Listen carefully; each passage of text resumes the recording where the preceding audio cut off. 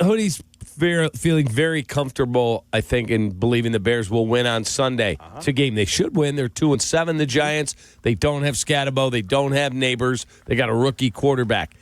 I feel like the game's going to be closer than many others. You cannot fall behind on this team. As you look at that team, give me your thoughts on the Giants, because I watched the tape of them yesterday. Yeah, I know you do. What do you think of them?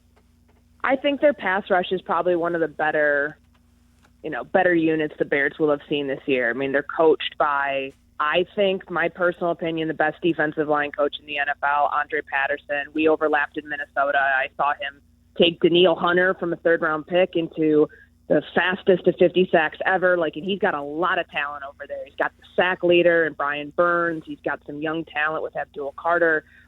He's got a really nice unit, and they get after the quarterback. So it's going to be a big test for an offensive line that came away feeling really good about themselves last week. The way that they run blocked for Kyle Monungai, and the way that they kept Caleb, clean throughout and gave him time to throw, gave him time to hit that 58-yarder to Colson Loveland at the end of the game. That will be where the biggest test lies. But then, on the other side of it, the Bears just went through this, what week are we in, 10? Week 7, with a young quarterback in New Orleans who wanted to get outside of the pocket, but the Bears, tried to keep him in there, and Spencer Rattler. And I think that there are similarities that you can draw up from that game plan and apply them here, because you have a young quarterback who has not seen everything that you can throw at him.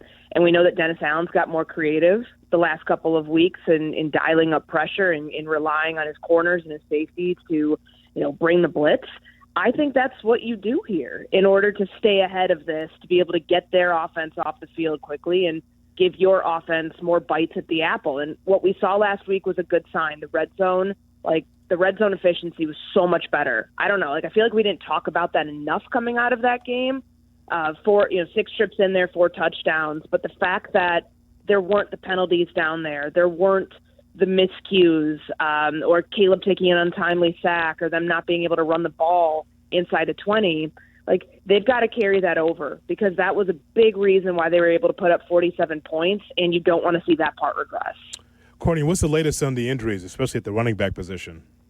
So everybody was back yesterday, at least in limited capacity, moving into full capacity, which is great for Kyle Monungai, for DeAndre Swift. And, this groin injury is interesting with Swift. So obviously we hear from Ben Johnson last week. It's kind of like saving the player from himself. And I think just gathering, some context clues from him this week that he felt like he could have played. But it sounds like they're going to have the full complements of their backfield back, and even Roschon Johnson being back at practice to give special teams a boost. I mean, there was no shortage of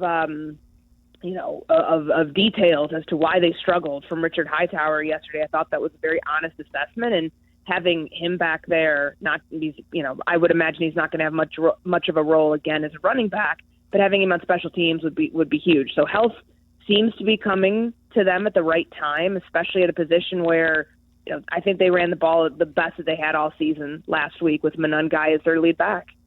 I was talking to a player yesterday, and he said, I had to run back to the facility. It was just before 7. He said, I left a little after 5. And he said, I pull in the parking lot, and there's 2 cars there. Can you guess who the 2 cars belong to that were still there at almost 7 o'clock last night, showing no signs of leaving? Caleb Williams and Ben Johnson. Bingo. He said, dude, I get there in the morning early. I want to eat my breakfast, get my day started, and those 2 cars are already there. He said, these dudes are lockstep. He said, it's so different than what it was. What I don't understand is, how did this organization allow the nonsense that went on last year?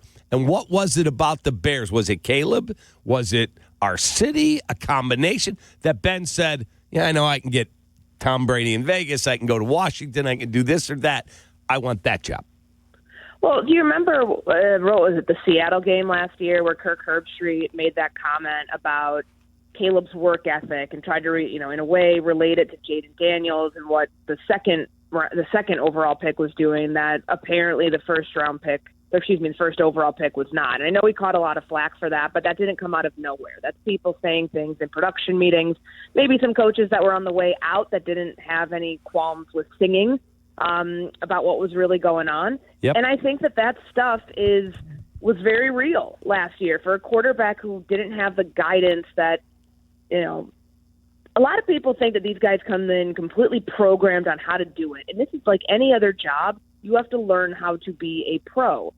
And I think his process last year wasn't the greatest because he didn't know how to do that, whether it was from other players, whether it was from the coaching staff, the infrastructure, that was lacking.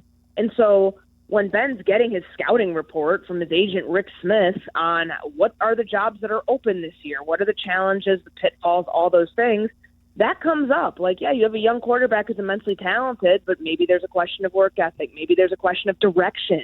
Like, he knew that he was going to have to provide that direction in order for their marriage as play caller, head coach, wrapped in one, and quarterback to get off on the right foot. And for the sustainability factor, like if I see that you're working hard, then that makes me want to work hard. And I think it's a joint accountability thing where you have natural fail-safes built in, so there isn't any lacking going on. And you don't get that many chances in this league, especially players. Like, you get one contract to prove yourself that you should have some staying power here in the NFL, and teams want to win with a quarterback on his rookie deal. So the window's small, and Caleb knows that. Like, he's aware of what's going on around the league, what other guys like Drake Maye, what Jaden Daniels did last year, what Bo Nix is doing, even though Denver looked terrible last night. Like, he knows what other guys are doing and what he has yet to accomplish. So I think that naturally drives him. And you've got a coach who is willing to do whatever it takes to help you get there. Like, that's a really good recipe for success that it seems like they've struck on. So what's your gut feeling about the game for the Bears against the Giants? I picked them 31-21 yesterday on the pod, and so they proved a couple things to me, like being able to get in a shootout and win a shootout. We had not seen that really to this point, like a high output shootout, what we saw in Cincinnati. I think they can I think 30 points in that range from now on should be the bar. Maybe it changes on like a couple of the defenses you face. Maybe that's Minnesota next week. Either way, like, that should be the bar. So I think that they walk away with a 10-point win. They've played really well against the Giants in the past at home. There's snow in the forecast this weekend, so it should be an interesting weather game. And I think that the formula that worked for them last week with Monangai, with Caleb as part of the run game, finding ways, creative ways to get the ball into playmakers' hands that might not get it that way normally. Obviously, we know with DJ Moore as running back that worked, but even with the trick plays with Caleb, like, I think they've got a nice formula to continue on with, and I think it will yield a pretty high point total for them.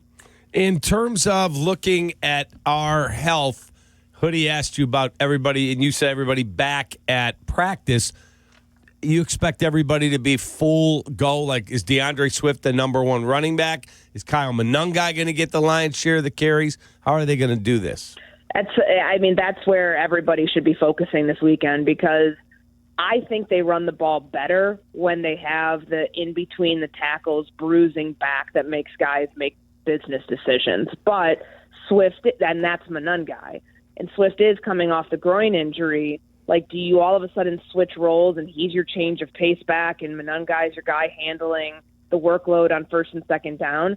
I would not be surprised if that's the case, because I think they saw something that they can't ignore last week with how efficiently and how much the yards per carry went up team-wide, but also for Monangai. So I think the split will be there. Like, Ben Johnson wants that. He doesn't want just one running back. Like, so it's not like there was any chance of DeAndre Swift getting Wally pipped or anything last week. He was running the ball really well, too, like up until that point that he got hurt, and then they wanted to shut him down to see, if he could improve the groin injury. But there will be a nice share for both of them. I just think that the early downs are going to go to Monangai, just based on what we saw and how effective that was last week.